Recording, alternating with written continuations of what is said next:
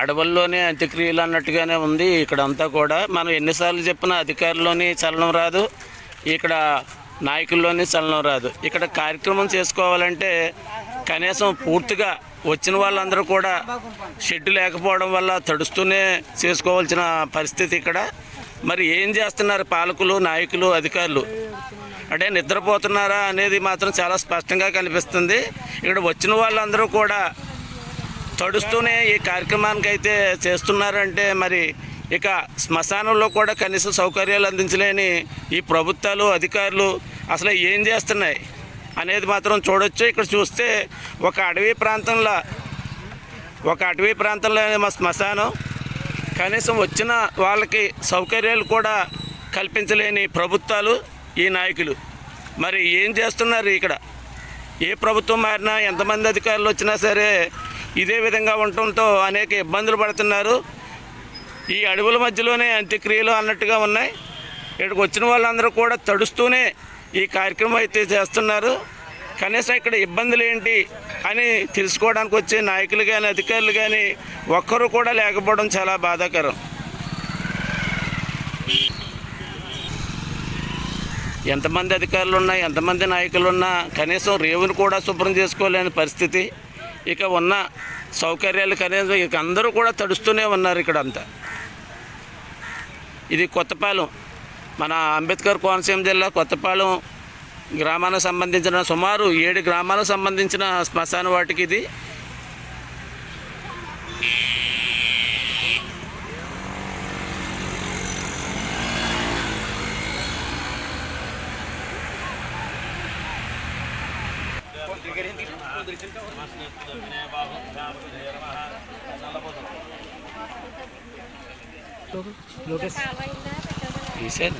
అమ్మాయి ఇక్కడ ఎన్నో సంవత్సరాల నుంచి కూడా శ్మశానం అలా ఉంది. కనీసం రేవు చూస్తేనేమో సాగుని తలపించేలా ఉంది. ఇక్కడ వచ్చిన వాళ్ళందరూ కూడా తడుస్తూనే పాపం అలా ఉన్నారు.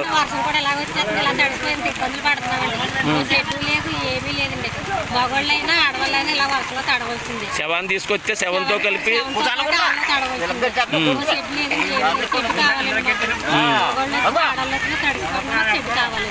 అక్కడ రేవు కావాలండి, షెడ్ కావాలండి. మగవాళ్ళైనా ఆడవాళ్ళైనా వర్షాలు ఇబ్బంది పడకూడదు. ఎండకి ఎండిపోతున్నాయండి, ఎండకి ఇబ్బంది, వర్షానికి ఇబ్బంది. రెండు ఏ సమయంలో అన్నా సరే ఇబ్బందులు పడుతున్నారు. ఎండాకాలం కూడా ఇబ్బంది, ఎండకి వర్షం వచ్చినా ఎంతండి ఇలాగా మగవాళ్ళైనా ఇబ్బంది పడుతుంది. ఎన్ని ప్రభుత్వాలు మారినాయి, ఎంతమంది వచ్చినా ఇలాగే ఉంటుందండి. ఇప్పుడు ప్రభుత్వం ఏమో మంచి ప్రభుత్వం, మీకు ఏం వచ్చినా సరే మేము చూసుకుంటామన్న భరోసా ఇస్తుంది. దానికోసమే చేతుల్లో మాత్రం లేదు. అంటే కనీసం శ్మశానాలు కూడా శుభ్రం చేయలేని పరిస్థితిలో ఉందంటారా? ఉత్తప్పుడు ఎవరని అంటే సుమారు ఎన్ని సంఘాలు అమ్మాయి ఇది గ్రామం? 7 సంఘాలు. అంటే మరి ప్రపంచంలోనే ఒక 8 వింతలు అన్నట్టుగా ఉంది. అంటే ఇదో వింతలాగా అనిపిస్తుంది తప్ప ఈ సంఘాలన్నీ ఎందుకు ముందుకు రాలేకపోతున్నాయి అంటే వాళ్ళు భయపడి అంటారు. ఓకే అమ్మా, ఒక మహిళగా మీరు ఇక్కడ ఉన్న సమస్యను అయితే చెప్పుకోండి. ఎన్ని ఇబ్బందులు పడ్డారు రేవులోకి వెళ్తాను కూడా. అవునమ్మా, వాళ్ళు జారిపోయేలా ఉన్నారు. పిల్లలైనా పెద్దవాళ్ళైనా జారిపోతారు కదా. అవునమ్మా, అవును. ఎంత ఇబ్బంది పడ్డారు. అది సెట్ ఉందంటే హ్యాపీగా, సంతోషంగా, ఎంతో అదృష్టం ఉంటేనే కానీ దొరకదండి. ఇది మాత్రం వాస్తవం అమ్మా. ఎంతో పుణ్యం చేసుకుంటేనే దొరుకుతుందండి. ఇలాంటి చావు కూడా ఆవిడ కూడా మనశ్శాంతి ఉండాలి. జయకర్మ అవ్వాలి ఆవిడకి. తీసుకున్నందుకు మాకు కూడా సంతోషంగా ఉండాలి. ఇది మాత్రం వాస్తవం అమ్మా. తప్పనిసరిగా మీరు ఈ ప్రభుత్వం కూడా జయకూరాలి, సంతోషంగా ఉండాలి. ఇప్పుడు మీరు ఏం కోరుకుంటున్నారు ఇక్కడ ఒక మహిళగా? పాంచాలు రేవండి, ఒక షెడ్, ఈ 2 వేస్తే సరిపోతుంది. ఓకే, థ్యాంక్ యూ అమ్మా. నమస్తే సార్, ఇది ఎన్ని గ్రామాలకు సంబంధించిన శ్మశానం అండి? ఇది 7 గ్రామాలు. ఎన్నాళ్ళ నుంచి ఉంటుంది ఇలాగా? 60-70 సంవత్సరాల నుంచి. మరి ఎప్పుడు కూడా చెయ్యరా? ఇక్కడ షెడ్ కానీ సౌకర్యాలు ఏమి కాపాడుకోగలుగుతున్నారు. అంటే ప్రభుత్వాలు మారుతున్నాయి, అధికారులు మారుతున్నారు కానీ మాకు ఏమే షెడ్ కానీ ఈ శవం తగలు పెట్టుకోనకు కానీ ఇలా తడిచిపోవడం, శవం తడుతుంది, మేము తడుతున్నాం. అంటే ఎవరన్నా మరణించినా పార్థివ దేహం తీసుకొచ్చినా ఆ శవంతో కలిపి మీరు కూడా తడాల్సి వస్తుంది. మరి వచ్చిన నాయకులు కానీ అధికారులు కానీ ఎవరు పట్టించుకోవట్లేదు. అంటే ప్రజల్లో చైతన్యం లేక లేకపోతే నాయకుల్లో లోపం అంటారా?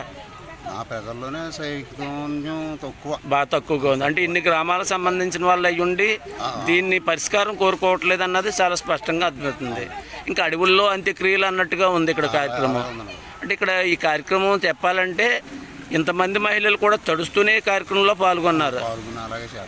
సపోజ్ ఏదన్నా కొంచెం ఇబ్బంది అవునా సరే మళ్ళీ హాస్పిటల్కి వెళ్ళాల్సిన పరిస్థితి. అంటే ఇప్పుడు వచ్చిందేమో మంచి ప్రభుత్వం అని అందరూ పబ్లిసిటీ చేసుకున్నారు. ఇప్పుడు ఈ ప్రభుత్వాన్ని కానీ ప్రభుత్వ అధికారులను కానీ మీరేం కోరుకుంటున్నారు? షెడ్ కావాలి మాకు ఇక్కడ. శవం ఎలా తడుస్తుంటే మేము తడకుండా అదంతా తలదాసుకునేలాగా షెడ్ ఉంటే మాకు ఇక్కడ బాగుంటుందని మేము కోరుకుంటున్నాం. అంటే ఈ ప్రభుత్వం లేదన్నా చేస్తారన్న నమ్మకంతోనే ప్రజలందరూ కూడా ఎన్నుకున్నారు. మరి ఈ ప్రభుత్వం కూడా ఆల్రెడీ వచ్చి 2 సంవత్సరాలు అయింది. శ్మశానాలు కూడా బాగు చేయలేని పరిస్థితిలో ఉంది. అంటే నాయకుల లోపం ఉంది, ప్రజల లోపం ఉంది. అధికారులు అయితే మాత్రం ఒత్తి నిద్రలో పడుకున్నారన్నది చాలా స్పష్టంగా కనిపిస్తుంది. దాని గురించి ఫైనల్గా వీళ్ళందరి తరపున ఒక పెద్దగా మీరేం చేయాలి, ఏం చేస్తే ఇంకా బాగుంటుంది అనుకుంటున్నారు? ముందు కనీసం ఇప్పుడు ఇన్నాళ్ళ నుంచి కూడా అడవులను కూడా శుభ్రం చేయట్లేదు.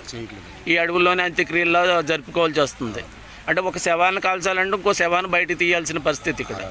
ఇప్పుడు ఏంటి ఇప్పుడు ఫైనల్గా మీ ద్వారా మీ విన్నతులు ఏంటి, మీ డిమాండ్లు ఏంటి? షెడ్ కావాలండి.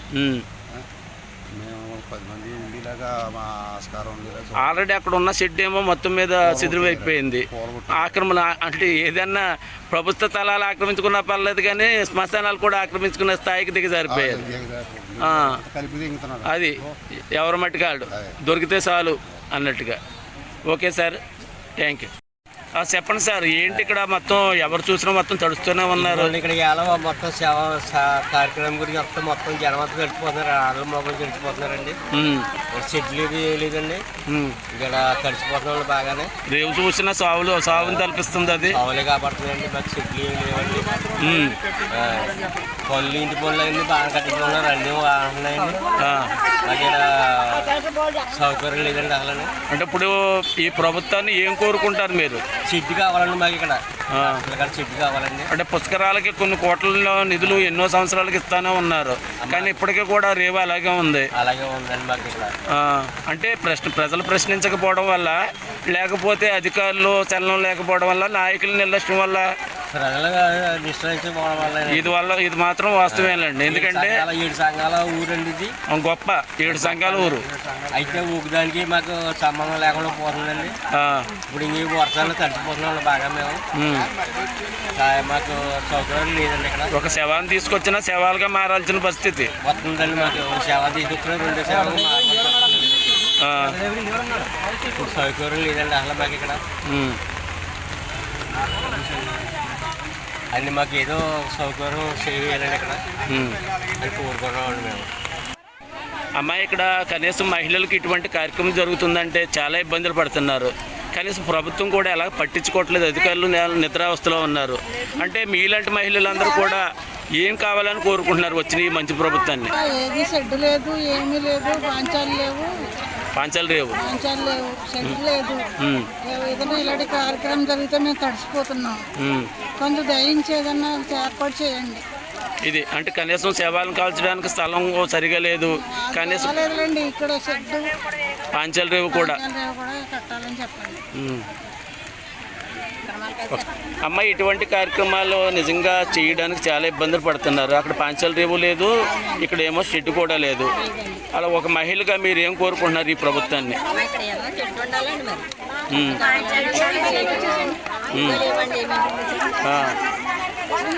వచ్చిన కాడి నుంచి తడుస్తూనే ఉన్నారు ఈ కార్యక్రమంలో. అంటే లేనిపోయింది ఏదన్నా రోగాలు వచ్చినా సరే ఇబ్బంది పడాల్సి వస్తుంది. అవునమ్మా, అవును. అంటే ఈ పొద్దు నుంచి కూడా అమ్మ ఎవరికి ఏ వచ్చినా ఏం జరిగినా ఇటువంటి కార్యక్రమంలో మాత్రం తడుస్తూనే ఉంటున్నారు. ఇప్పుడు ఇక్కడ తడుస్తూనే ఉన్నారు. షెడ్డు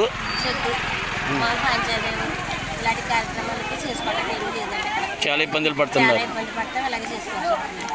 ఓకే అమ్మా, ఓకే.